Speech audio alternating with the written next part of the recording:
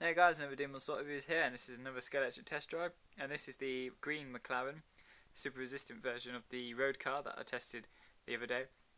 And this is quite a nice looking car, and they've done different colours of the McLaren as the road car version, and they've released them. And this is the latest one that they did, was the green one, and it was the last super resistant one that they released. And I don't know if they'll be releasing any more different colours, but I quite like the dark green on it. And I've tested this in digital, and it's quite good as a digital car, and I think it can be improved by sanding the tyres, but apart from that, it's going to be pretty much the same as the detailed one. I quite like the fact that it's quite a light car as well, and it should be relatively good, if not slightly better than the detailed version. And I think it does make quite a good digital car, and if it's raced with, say, the Bugatti Veyrons and other cars like it, it should do quite well. Through the Radius 1 corners, it was quite good, this car, and I like the car. It was a lot faster, I think, than the detailed version of the McLaren, and I also thought it handled slightly better. And you can't really see it, unfortunately, because of the lighting, but it was a good car and I enjoyed driving it, and I thought it was quite excellent how it handled.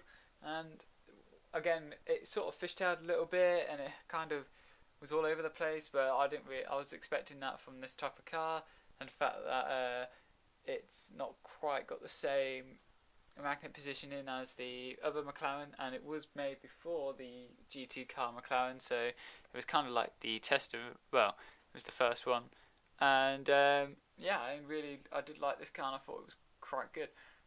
If you do like the McLaren as well, I think this is definitely going to be sort of the similar sort of speed and grip as the Bugatti Veyron, and maybe even the Lamborghini road cars as well, and the Porsche road cars. They all sort of nicely link in with each other, which I think is quite good as well, and that's always good when you've got a group of cars that you can buy and they're all the same sort of similar speeds as well, and handling.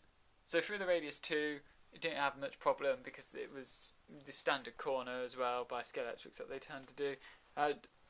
In general, it didn't really struggle too greatly in the Radius 1, so any car that gets through a Radius 1 nicely will get through Radius 2s just as easy. And I think as far as the car goes, I'm quite impressed by it. And if you were thinking about getting one, I would suggest getting one.